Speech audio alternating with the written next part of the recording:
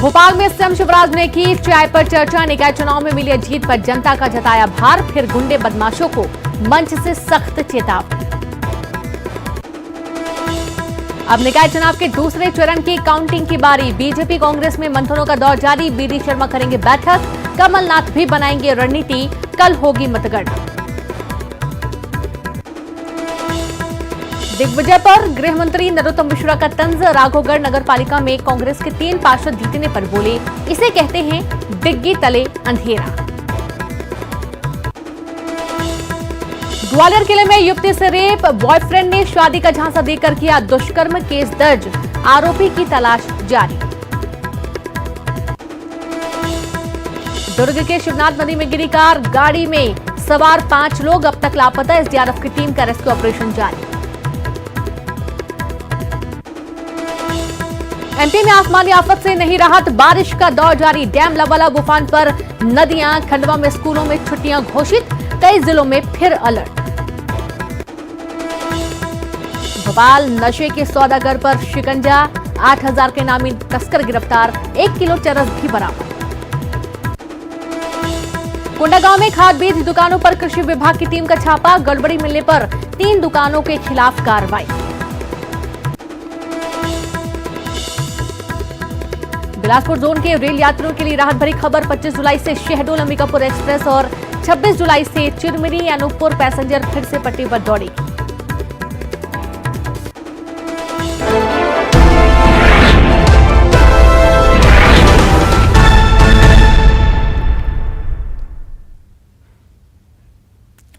नमस्कार, बहुत स्वागत है आपका खास खबर में। खबरों के साथ मैं हूं रीनू यादव। सबसे पहले बात करेंगे, मध्य प्रदेश में बारिश का अलर्ट जारी किया गया है। कई जिलों में भारी बारिश का अलर्ट जारी किया गया है।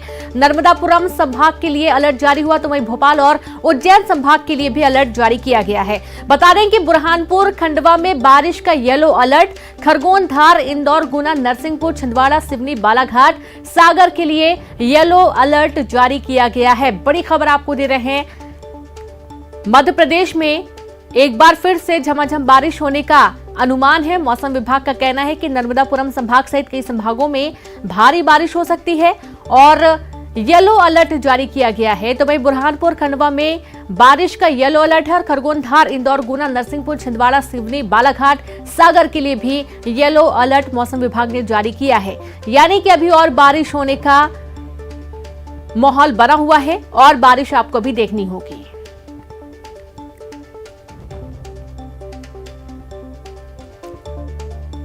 तो लगातार बारिश हो ही रही है। कई इलाकों में देखा जा रहा है कि झमाझम बारिश हो रही है और अब बारिश के होने की वजह से हालात ऐसे हो जा रहे हैं कि लोगों को घरों से बाहर निकलना भी मुश्किल हो रहा है। निचले इलाकों के हालात ऐसे हो रहे हैं कि लोग घर के अंदर भी नहीं रह पा रहे हैं क्योंकि उनके घरों में पानी भर रहा है। सड़कें पूरी तरबतर हैं, छोटे नदी नाले उफान पर हैं और आप देखिए कि कई मध्य प्रदेश में ही कई जो डैम है उनके गेट भी खोले गए हैं, पानी की निकासी की गई है। लबालब पानी चारों तरफ भरा हुआ है।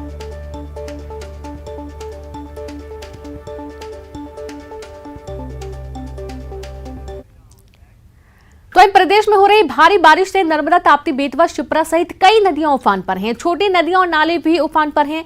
नदी के निचले इलाकों में बाढ़ के हालात बने हैं। बैतूल के पास सुखतवा नदी की बाढ़ में अस्थायी पुल जो बना था उसका एक कोना बह गया। इस वजह से भोपाल नागपुर हाईवे 11 घंटे बंद रहा।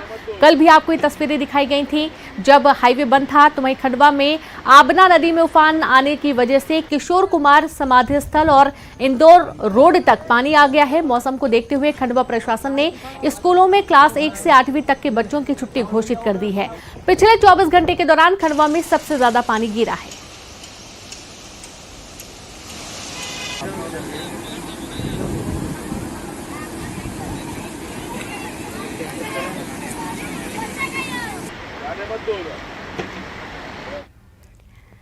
तो वहीं इस साल की बारिश में कई रिकॉर्ड भी टूटे हैं। जहां इंदौर में बारिश ने पिछले 6 साल का रिकॉर्ड तोड़ दिया। इंदौर में 414.2 मिलीमीटर बारिश दर्ज की गई है।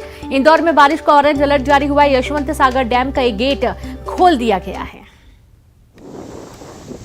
तो डैम के गेट भी खोले गए हैं और आप ये तस्वीरें देखिए जहां पर बहुत तेज धार में आप देख पाएंगे कि पानी निकल रहा है और 6 साल का रिकॉर्ड इंदौर में टूट गया है। यहां पर 414.2 2 मिलीमीटर बारिश दर्ज की गई है। इंदौर में बारिश का ऑरेंज अलर्ट भी जारी है। यशवंत सागर डैम का एक गेट खोला गया है।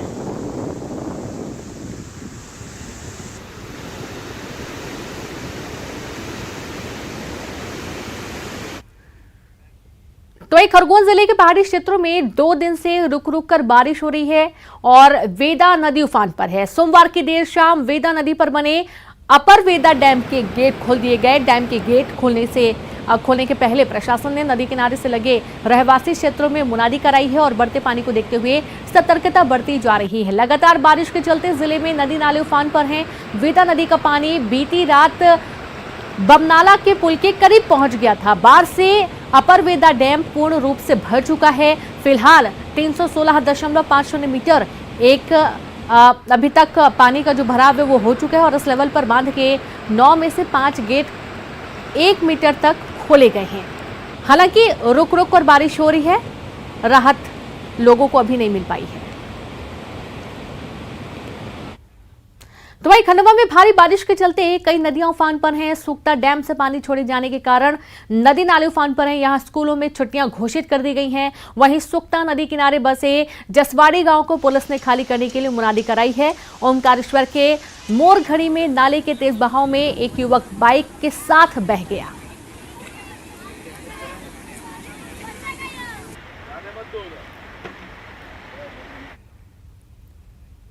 और अब बात करेंगे बैतूल की। बैतूल और हरदा में भी लगातार बारिश हो रही है, हालात बिगड़ते जा रहे हैं। बैतूल में ताप्ती नदी पर बनी बैराज के किनारे पर कटाव हुआ, बड़ा हिस्सा कटकर नदी में बह गया, जिसकी वजह से आसपास के इलाकों में दहशत का माहौल बना हुआ है।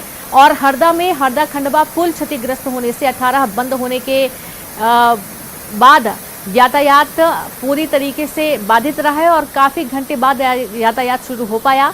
बड़े वाहनों के गुजरने पर प्रतिबंध लगाया गया है। माचक नदी उफान पर है।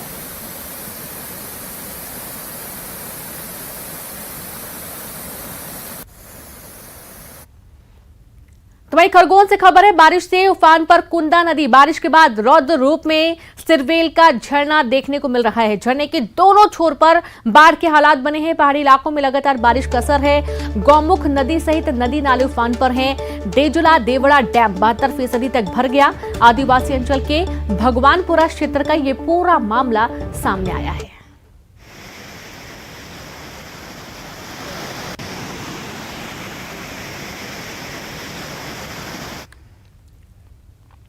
और अब बात करेंगे दुर्ग से बड़ी खबर की। शिवनाथ नदी में कार हादसा हुआ। मामला एसडीआरएफ की जो टीम है आज फिर रेस्क्यू चलाएगी। ऑपरेशन रात होने की वजह से कल ऑपरेशन पूरा नहीं हो पाया था, रोक दिया गया था और रेस्क्यू अभियान एक बार फिर से शुरू किया जाएगा। नदी में तेज बहाव के चलते रेस्क्यू में बाधा भी आ रही है। रविवार रात शिवनाथ नदी पुल से नीचे कार गिर गई थी। पुलगांव थाना क्षेत्र की पूरी घटना सामने आई है। तो रविवार रात यह हादसा हुआ था जहां पर कार पुल से नीचे गिर गई थी और अभी तक किसी का कोई पता नहीं चल पाया। एसडीआरएफ की टीम आज फिर रेस्क्यू ऑपरेशन चलाएगी और रात होने की वजह से कल ऑपरेशन को रोकना पड़ा था।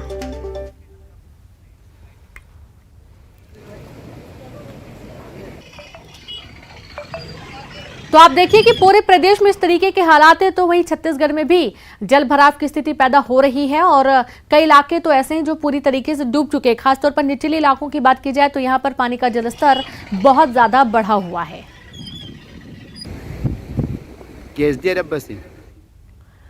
और चलिए अब सीधे रुक करेंगे। हमारे साथ खरगोन से आशुतोष पुरोहित और ऋषु नायडू बैतूल से लाइव जुड़ गए हैं। सीधे उनकी तरफ रुक करते हैं। तो सबसे पहले तो ऋषु आपके पास आते हैं। देखा जा रहा है कि लगातार बारिश हो रही है, कई जो जिला मुख्यालय हैं उनसे संपर्क भी गांवों का टूट चुका है।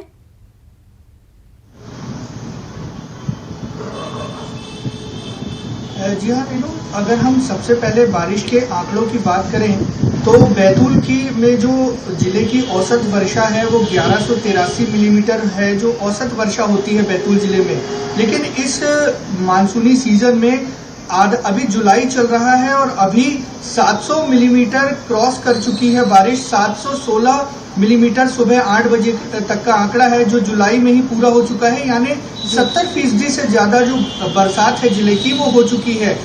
इस तरह जो लगातार बारिश हो रही है उससे हालात काफी बिगड़ गए हैं।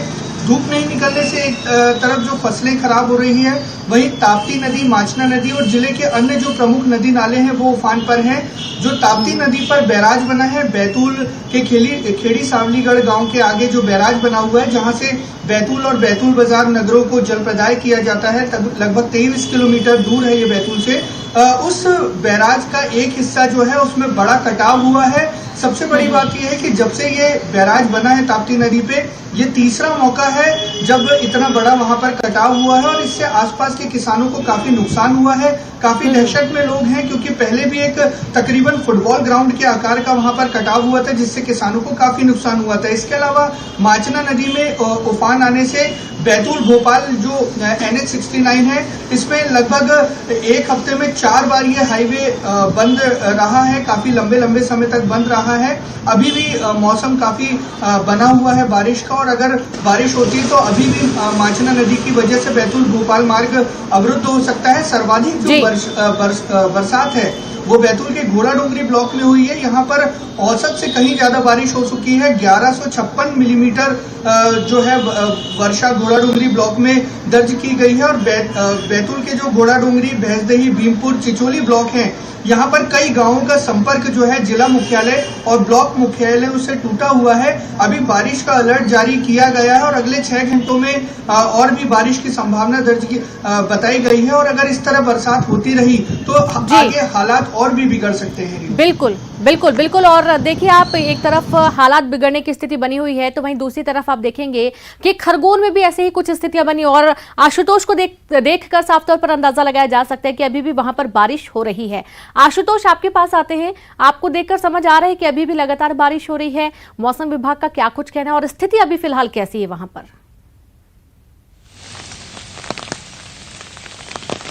रेनू, मैं आपको बताना चाहूँगा, पिछले 2 दिनों से लगातार खरगोन जिले में बारिश हो रही है, और विशेष रूप से जो पहाड़ी अंचल है, झिरनिया और भगवानपुरा और आदिवासी अंचल है, वहाँ पर जो महाराष्ट्र की सीमावर्ती इलाके भी कहा जा सकते हैं, वहाँ पे जिस प्रकार से लगातार बारिश हो रही है, उसके चलते हुए झिरनिया की रूपबेल नदी में बाढ़ आई थी। बाढ़ के दौरान एक कन्या पिता गुलाब सिंह 40 वर्षीय एक युवक था, रूपखेड़ा गांव का रहने वाला था, वो जो बह गया, और बहने के दौरान उसका करीब 1.5 किलोमीटर दूर शव बरामद किया गया। पुलिस ने मर्ग कायम कर लिया। इसी प्रकार से जो अपरवेदा बांध है, वहाँ भी लगातार बारिश होने के चलते हुए 5 गेट खोल दिए गए 9 गेटों में से।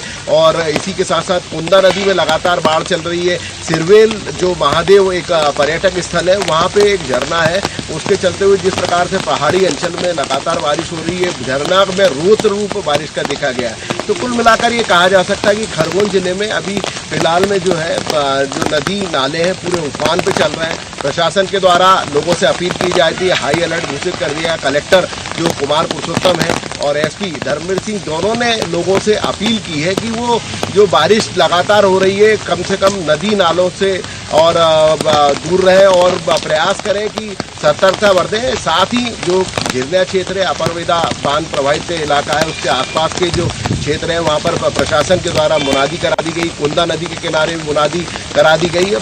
बारिश लगातार जारी है, रुक रुक के बारिश हो रही है। अगर यही हालात बने रहे तो बड़ी दिक्कतों का प्रशासन को सामना करना पड़ सकता है, और जी बिल्कुल, लोगों की भी मुसीबतें बढ़ सकती है। रीनू जी बिल्कुल। और आपके पास आएंगे, एक बार फिर से ऋषु का रुख करते हैं। ऋषु, जैसा कि देखा जा रहा है कि कई जगहों पर बंदोबस्त नहीं किए गए, जैसा कि आपने अभी बताया है कि बहुत बड़ा एक हिस्सा है जो कि टूटकर नदी के साथ बह चुका है, और ऐसे ही ना जाने कितने हादसे आसपास के क्षेत्रों में देखने को मिल रहे हैं कि तेज बहाव है, नदियों का, नालों का पानी भरा हुआ है, कोई पुख्ता इंतजाम नहीं है, वहां पर रोक टोक नहीं है। अभी भी हम देख रहे थे सुबह तस्वीरें, जब रपटे को पार करने की कोशिश कई लोग करते हैं और कई बड़े हादसे भी सामने आए हैं। ऋषु,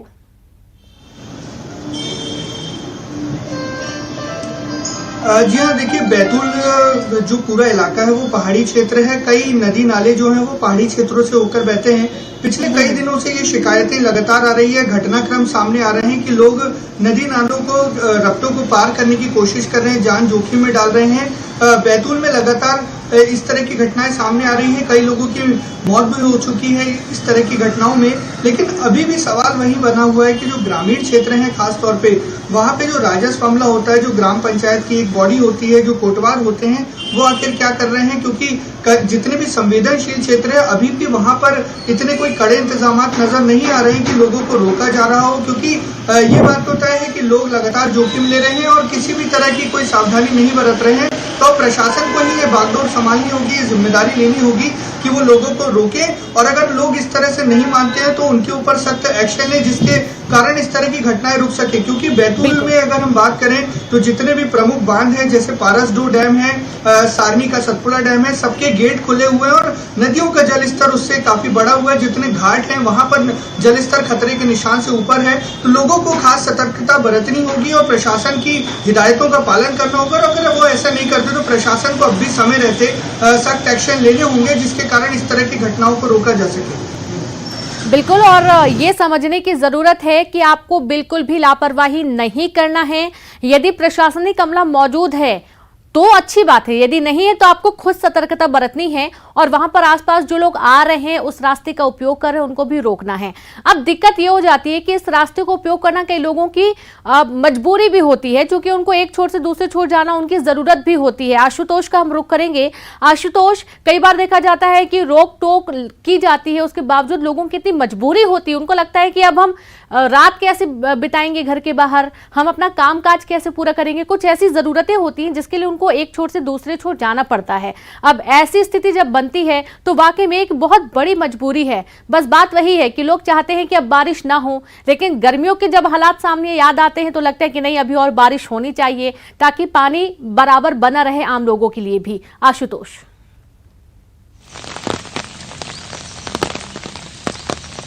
रीनू, बिल्कुल आप सही बोल रही हैं। जिस प्रकार से न्यूज 18 के द्वारा पिछले दिनों लगातार खबर बताई गई थी कि उमरखली रोड पर एक जो पुलिया है उसको पार करते हुए एक युवक बाइक से बहते बहते बचा हुआ था, तो प्रशासन के द्वारा लगातार अपील भी की जाती है, लेकिन लोग जो है जान में जोखिम डालकर लगातार इस प्रकार के वो करते हैं। हालांकि मजबूरी भी लोगों की रहती है कि जब जो शाम का वक्त रहता है उनको शहर के मुख्यालय से अपने गांव जाना रहता है, और इस दौरान जब पानी पुलिया पे आ जाता है तो उस दौरान लोग जान में जोखिम डाल लेते हैं। लेकिन प्रशासन के द्वारा लगातार लोगों से अपील की जा रही है कि वो जान में जोखिम नहीं डालें, और इस प्रकार से जब नदी पे या नालों पर या पुलिया पर या रफ्ते पे पानी हो तो वो ना निकले। तो कुल मिलाकर अभी ये कहा जा सकता है कि बारिश भी एक आवश्यकता है। जिस प्रकार से पिछले कुछ वर्षों में लगातार यहाँ पानी की कमी रही थी, और इस वर्ष मौसम विभाग की जिस प्रकार से मौसम विभाग के द्वारा बताया गया है कि यहाँ पे बारिश अच्छी होगी, तो लोगों में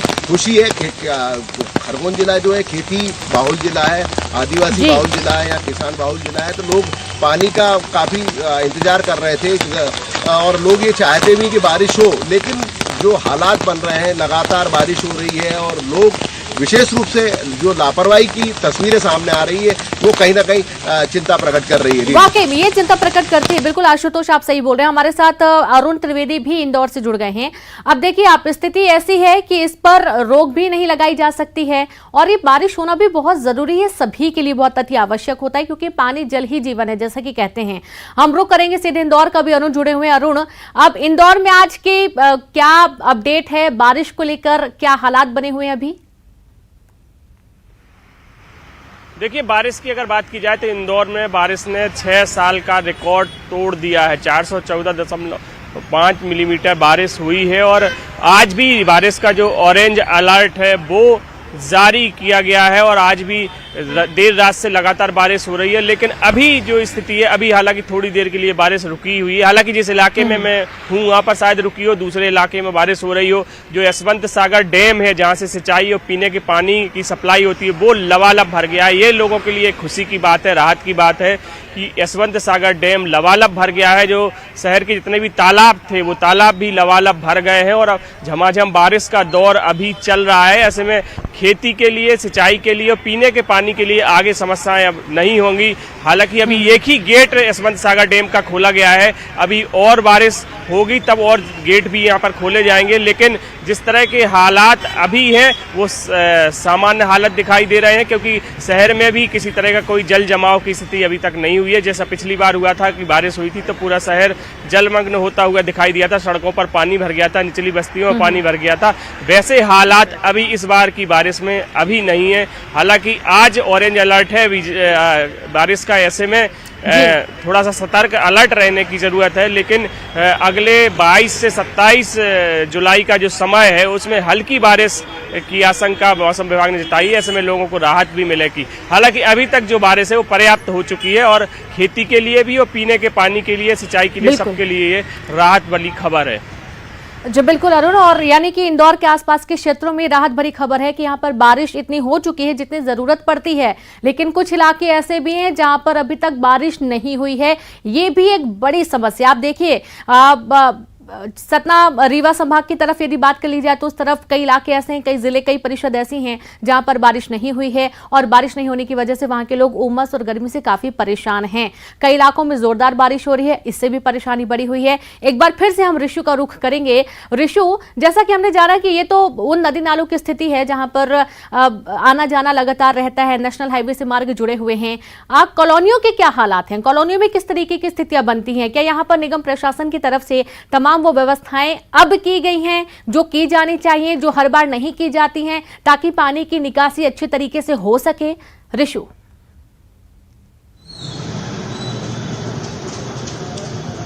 ये देखिए, बैतूल में जो सबसे बड़ी समस्या रही है शुरू से अब तक वो रही है नदी, जो नाले हैं शहर के आसपास, जो बड़े छोटे नाले हैं उन पर अतिक्रमण की एक बहुत बड़ी परेशानी यहाँ पर रही है। अतिक्रमण की वजह से जो जल की निकासी, जो शहर के बाहर जो जल की निकासी होना चाहिए वो ठीक तरीके से नहीं हो पा रही है।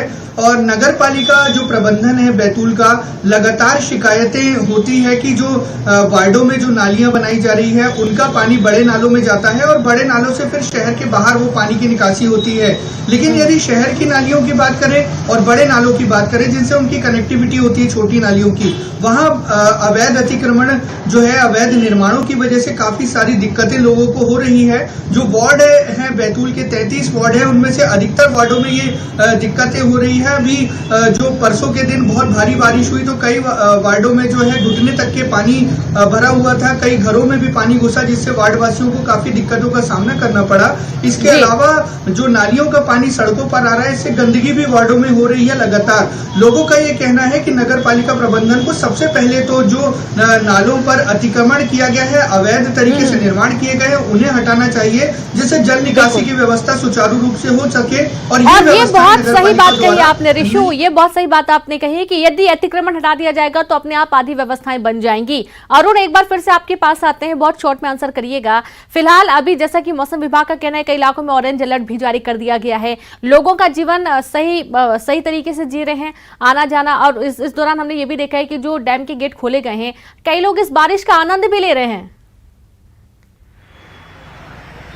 बिल्कुल, देखिए अगर शहर की बात की जाए तो शहर में अभी सामान्य हालात हैं, क्योंकि लोगों का जनजीवन किसी तरह से प्रभावित नहीं है। आप देख सकते हैं राजवाड़ा का इलाका है, राजवाड़ा की तरफ ये रोड जाती है और आप देख सकते हैं सामान्य यातायात भी यहाँ पर चल रहा है। हालांकि बारिश अभी रुकी है, लेकिन जिस तरह का ऑरेंज अलर्ट है जारी किया गया उससे लोगों को अभी थोड़ा सा अलर्ट रहने की जरूरत है कि बारिश तेज होगी तो हो सकता है सड़कों पर पानी भर जाए, कई इलाकों में जल जमाव की स्थिति भी बने। लेकिन अभी की अगर बात की जाए तो फिलहाल स्थिति सामान्य है। और अगर टूरिस्ट प्लेस की बात की जाए तो टूरिस्ट प्लेस को लेकर भी खास तौर से हिदायत दी जा रही है कि अभी लोग टूरिस्ट प्लेस पर ना जाएं, झरनों के पास ना जाएं, क्योंकि कभी भी झरनों में पानी बढ़ सकता है, नदी नाले उफान पर आ सकते हैं। इसलिए वो ऐसे स्थानों पर ना जाएं और एहतियात बरतें, खास तौर से जो शहर के लोग हैं। जी बिल्कुल, आप सभी का बहुत शुक्रिया तमाम जानकारी साझा करने के लिए। और इसी बीच चलिए कुछ और अहम खबरों का हम जिक्र करेंगे। बात करेंगे हम भोपाल से बड़ी खबर की, जहां विधानसभा के मानसून सत्र की तारीख बढ़ा दी गई है। 13 से 17 सितंबर तक रहेगा मानसून सत्र। थोड़ी ही देर में जारी होगी अधिसूचना। 25 जुलाई से शुरू होने वाला था विधानसभा का मानसून सत्र। संवाददाता अनुराग जुड़ गया। अनुराग, कारण क्या है मानसून सत्र की जो तिथि बढ़ाई गई है? देखिए, पहले ही सत्ता पक्ष और विपक्ष की तरफ से इस बात को लेकर सहमति बनी थी कि 25 तारीख से जो विधानसभा का मानसून सत्र है उसकी तारीख को आगे बढ़ाया जाए। दरअसल चुनाव चल रहे हैं, जनपद के अध्यक्ष का चुनाव होना है और इन्हीं चुनाव के मद्देनजर तारीख बढ़ाने का फैसला लिया गया था। लेकिन अब जो नई तारीख निकल कर आ रही है वो 13 से 17 सितंबर तक विधानसभा का ये सत्र आयोजित होगा। अब से कुछ ही देर के बाद अधिसूचना जारी हो जाएगी। तो पहले 25 से 29 जुलाई तक का विधानसभा सत्र था, लेकिन चुनाव के चलते इस सत्र की अवधि को आगे बढ़ाया गया है और अब सितंबर में विधानसभा का मानसून सत्र होगा। जी बिल्कुल, अब सितंबर में विधानसभा का मानसून सत्र होगा। चूंकि तैयारियां तो अभी से की जाने लगी थी, विपक्ष का क्या रिएक्शन है इस मानसून सत्र की तारीख बढ़ाए जाने को लेकर? देखिए, जब विधानसभा के सत्र को आगे बढ़ाए जाने की बात आएगी तो विपक्ष की तरफ से भी सहमति ली गई थी और उसी के बाद राज्य सरकार ने ये प्रस्ताव तैयार किया था कि सत्र की अवधि को आगे बढ़ाया जाए। यानी कि सत्ता पक्ष और विपक्ष दोनों की सहमति के बाद ये सत्र आगे बढ़ाया जा रहा है, क्योंकि पंचायत, जनपद पंचायत, जिला पंचायत अध्यक्ष का अभी चुनाव होना है। चुनाव कार्यक्रम जो जारी हुआ है वो 29 और 30 तारीख तक ये पूरी प्रक्रिया को पूरा करना है। ऐसे में जब विधायक अपने क्षेत्र में व्यस्त होंगे तो सत्र प्रभावित हो सकता था और यही कारण है कि अब सत्र की अवधि को सितंबर तक के लिए बढ़ा दिया गया है। जी बिल्कुल, बहुत शुक्रिया आपका अनुराग तमाम जानकारी के लिए। और खबर दिल्ली से है, आरएसएस और साथ ही भाजपा की समन्वय बैठक रायपुर में होगी। सितंबर के दूसरे हफ्ते में रायपुर में होगी बैठक। आरएसएस के सभी सहयोगी संगठनों के प्रमुख पदाधिकारी भी इस बैठक के दौरान मौजूद रहेंगे। तो लगातार आप देख पाएंगे कि बैठकें लगातार चल रही हैं और आरएसएस और भाजपा की समन्वय बैठक रायपुर में होगी। और संवाददाता पवन जुड़ गए हैं। पवन, आरएसएस और भाजपा की प्रमुख बैठक, समन्वय बैठक रायपुर में होने वाली है, बैठक का मुख्य उद्देश्य बताएं। देखिए, हर साल जो बीजेपी और आरएसएस की जो कोऑर्डिनेशन कमेटी है उसकी बैठक होती है और तमाम जो संघ के आनुषंगिक जो संगठन हैं, चाहे वो विश्व हिंदू परिषद हो, बजरंग दल हो, बीजेपी हो, ऐसे तमाम जो संगठन हैं उन संगठनों के सभी जो शीर्ष जो पदाधिकारी हैं इस बैठक में शामिल होते हैं। इस बार वो बैठक रायपुर में होगी। सितंबर के दूसरे हफ्ते में उस बैठक को रखा गया है। इस बैठक में तमाम जो सरकार के जो काम है या संघ के जो अन्य जो आनुषंगिक संगठन जो हैं उनके कामों को लेकर समीक्षा की जाती है और आगे किस योजना को लेकर किस तरह से आगे बढ़ना है उन सब विषयों को लेकर गहन चर्चा होती है। ये 3 दिन का एक कोऑर्डिनेशन कमेटी की बैठक होती है। अगर इस बार बात करें तो हमेशा इसमें बीजेपी अध्यक्ष और उनके साथ में कोई ना कोई केंद्रीय मंत्री शामिल होता रहा है। तो इस बार भी संभवतः बीजेपी के शीर्ष पदाधिकारी इस बैठक में शामिल होंगे और सरकार की तरफ से जो योजनाएं चल रही हैं, जो अपना क्रियाकलाप चल रहा है, उसको लेकर एक समीक्षा रिपोर्ट पेश की जाएगी। जी बिल्कुल, आप शुक्रिया आपका पवन तमाम जानकारी के लिए। तो ये बैठक रखी गई है, रायपुर में रखी गई है। अब चूंकि रायपुर में प्रमुख बैठक रखी गई है, 3 दिन तक बैठक होगी और समन्वय, जैसा कि पवन बता रहे हैं कि समन्वय किस तरीके से बनाया जाना है, इसमें तमाम जो बड़े पदाधिकारी आरएसएस के भी और बीजेपी के भी वो भी इसमें शामिल होंगे। और बैठक का मुख्य उद्देश्य यही है ताकि आरएसएस पार्टी और साथ ही जो कार्यकर्ता है उन सभी के बीच में एक समन्वय बना रहे। तो खबर दिल्ली से, सितंबर के दूसरे हफ्ते में रायपुर में ये बैठक होगी और रायपुर ही चुना गया। और आप ये देखिए कि रायपुर में लगातार जो बीजेपी के बड़े चेहरे हैं वो नजर आ रहे हैं और रायपुर चुनने का मुख्य उद्देश्य भी बीजेपी का साफ है। धार से खबर है, तेंदुए की दस्तक से सनसनी फैली हुई है। अचानक कुएं में गिरा तेंदुआ, गांव वालों ने वन विभाग को सूचना दी। मौके पर पहुंची वन विभाग की टीम रेस्क्यू में जुटी है।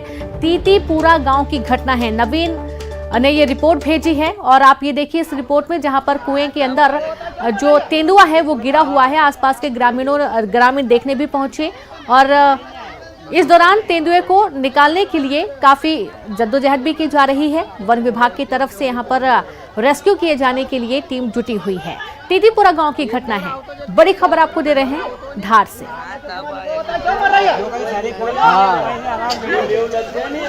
तो तेंदुए की दस्तक से डर तो है ही, लेकिन तेंदुआ खुद इस वक्त आफत में है, जिसको निकालने की कोशिश वन विभाग जुटा हुआ है। और इसी के साथ खास खबर में इतना ही। नमस्कार।